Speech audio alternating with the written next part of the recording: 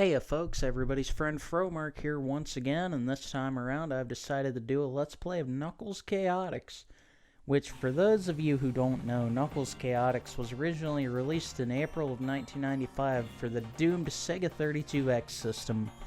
And for those of you who don't know, the Sega 32X was pretty much a waste of time, money, and resources by Sega, who thought this would be a great idea to extend the lifespan of the Sega Genesis. Unfortunately, the Sega Genesis didn't really need an extension, as it already had the Sega CD, and the Sega Saturn was pretty much on its way at this point. However, Knuckles Chaotix is pretty much the standout game for the 32X, along with Doom, but you can play Doom on anything. But Knuckles Chaotix, I feel like, is pretty much the standout game for the 32X, and as far as I know, it was a launch title. I could be wrong on that, so don't quote me. But anyways, basically it's your standard Sonic game. However, there are some changes here, as you play as Knuckles instead of Sonic, as Sonic and Tails were only playable characters in the demo version Sonic Crackers.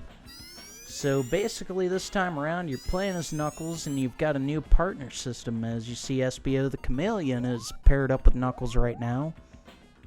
And they're pretty much just waiting for Eggman and Metal Sonic to do their thing. And then you get this fancy tutorial stage, which you can skip because Door into Summer here is pretty much a second tutorial stage.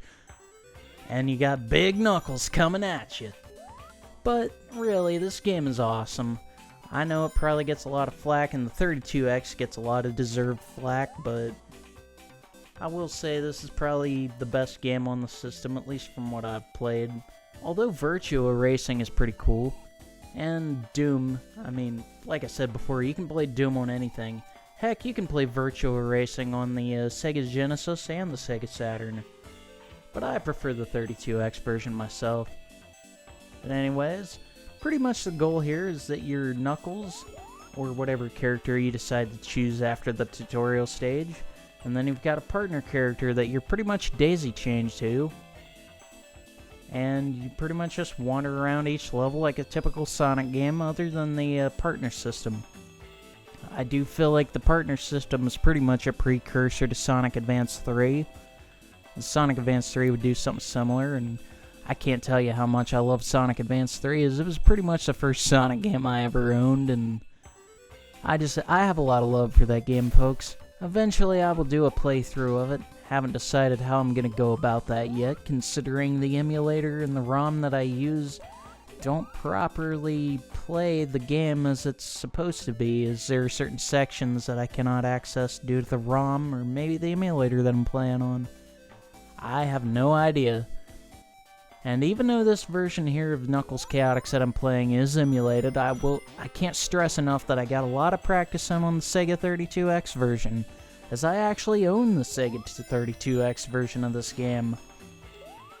It was definitely one of the rare finds I made sure to pick up during my self-proclaimed Summer of Sega, as at the time of recording this that's well over, but basically what I did was I just dedicated a whole summer to buying Sega games, and only Sega games. That's how I ended up getting my third Sega Saturn and my first 32X. I still don't own a Sega CD at this point, but eventually I plan on getting one. There are some games I would definitely like to get. I'm glad that Sonic CD is at least one of the more accessible games on the system. There is one that I would really like to try one day, but I don't know how likely that is, considering it's the Panzer Dragoon Saga of the Sega CD. It's called Popful Mail. It's a Working Designs game, which Working Designs did a lot of good stuff on the Sega Saturn, and I think they did some other stuff on the Sega CD. Yeah, they did. They did the Lunar series, or Lunar, which I'm kind of surprised that never got ported to Saturn, considering it got ported to PlayStation. But anyways, I'll get back to it here. Door into Summer is the name of the song here. However, the name of the level is Isolated Island. But honestly, Door into Summer is one of the best tracks as far as music is concerned in this game. This game has a bitchin' soundtrack, and I feel like this is no exception. But this is just the tutorial stage, folks. As you see, I'm just kind of wandering around, collecting rings, doing what I need to do. And really, the real game doesn't pick up until after this, which I believe I'm right at the end of the stage.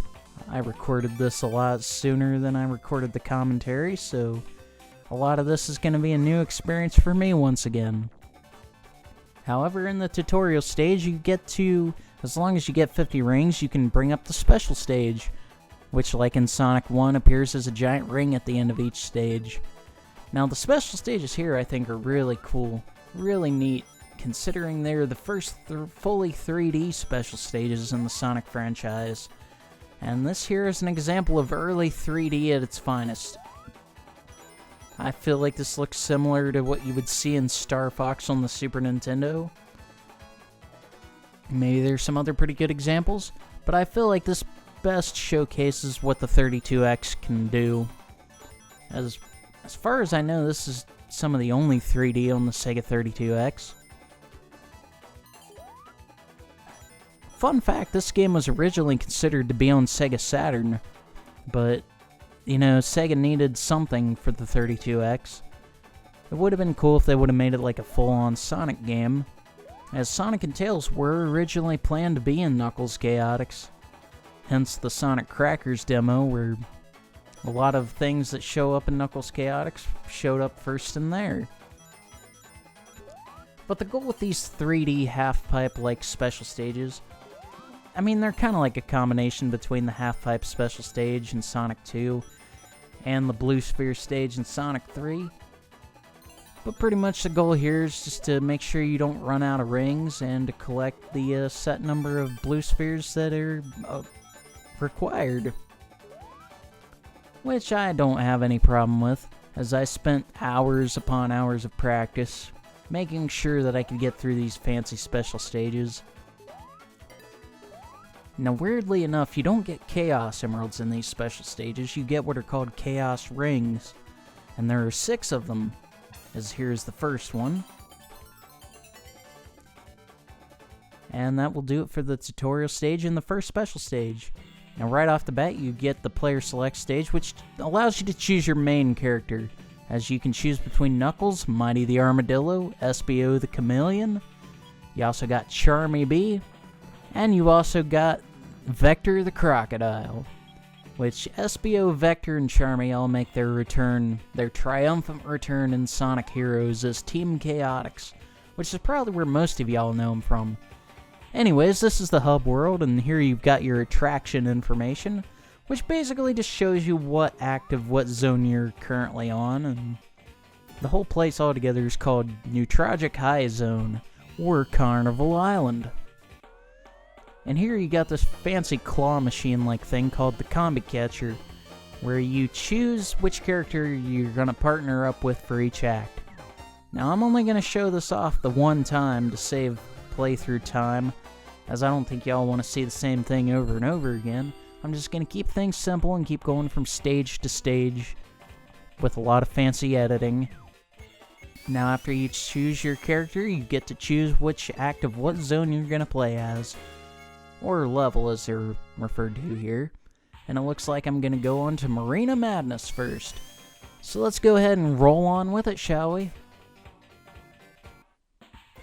Here, folks, we've got Marina Madness Act 1, or Level 1. And this zone pretty much takes place on like a giant ship. And it has this fancy music in the background that I really like. I really like all the music in Knuckles Chaotix, but I don't feel like any Sonic game has ever disappointed me as far as good music goes. I will say, though, that this is one of the better tracks in the game. Now, pretty much, like I said, the goal is simple. Just collect rings and get through each act, and if you get 50 rings, you get a special stage, which I will knock out all the special stages as soon as humanly possible in this playthrough, as some of the special stages actually do get a little bit harder toward the end. Now, the levels themselves, the acts of each zone. Now, I will point out that this game does kind of drag a little bit in the sense that there are 5 acts per zone. I mean, there's only 5 zones, but each zone has 5 acts, and that just kind of makes for a longer experience in this game. Now, sometimes the partner system can be a bit of a hindrance in this game, as sometimes the partner will just do whatever he wants, and you just kind of gotta roll with it. And this tether mechanic is a little bit difficult to maneuver sometimes. As you see, I'm kind of stuck right now, but now I'm unstuck, and I lost all my rings. Now, I will point out, sometimes when you end up losing all your rings, sometimes they will show up as just one giant ring. Now, if you've been paying enough attention, you'll notice there's no lives counter in this game, which is all fine and good. I make it to the end of this first act. No special stage yet, but that's all fine and good as well. But yeah, there's no lives counter in this game, but you can still end up, if you have 0 rings and you get hit, it'll still do what it's doing right now and just take you back to the hub world, and you gotta redo it. Which really isn't too big of a deal, I guess. But yeah, I know I said I was gonna show it off just once, but I guess I meant for this first part, I'm only gonna show off all this fancy hub world stuff for part 1. So which character? I decided to go with Vector the Crocodile for this time. Now let's see if we can find the computer room. I'm sure that joke's been done to death many a times, but anyways, here's Vector the Crocodile, who I will partner up with.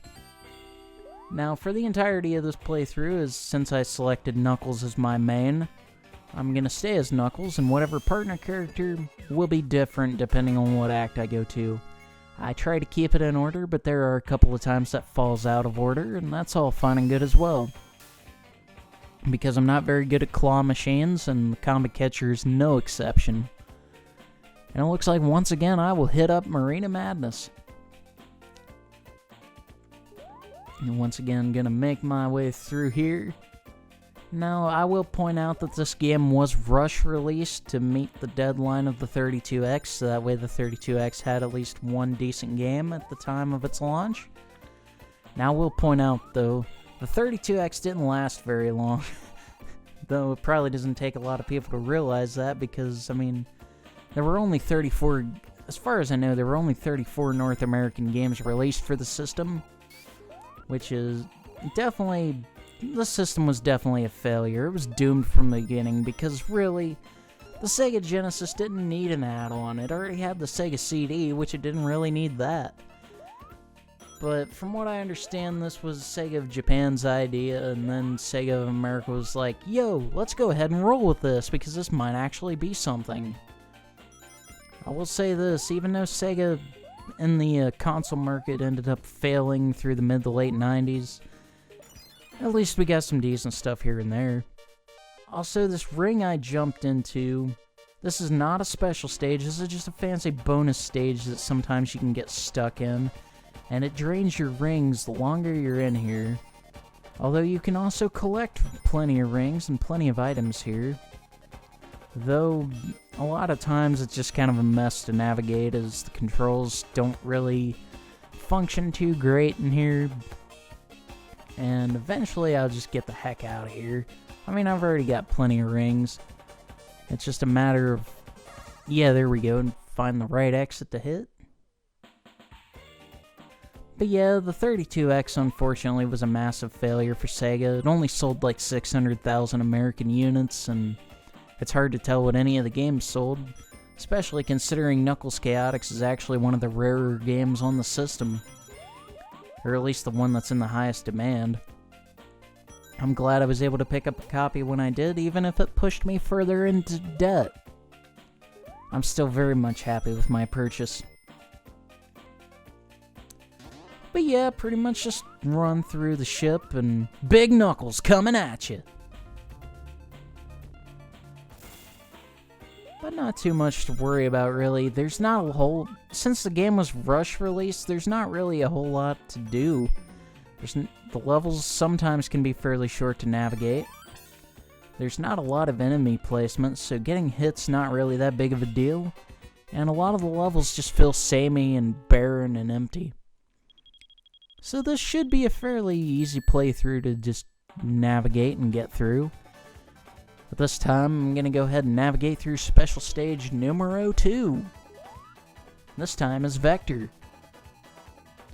And this time around, the goal will be to get 6 blue sphere. Now, the blue sphere special stages in Sonic 3 never really bothered me too much. I mean, they did when I was younger, but going back through them and having everything memorized has made it a lot easier. And so far, I've got 4 out of 6. I don't think I'm going to have to worry about running out of rings, although if I do hit those spikes, I can lose rings.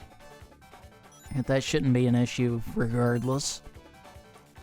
And I just need to get 1 more blue sphere. Shouldn't be a problem. Sometimes these special stages can be a bit of a mess, especially later on. I mean, I don't know what I expected. This is early 3D at its finest. Personally, I got no complaints.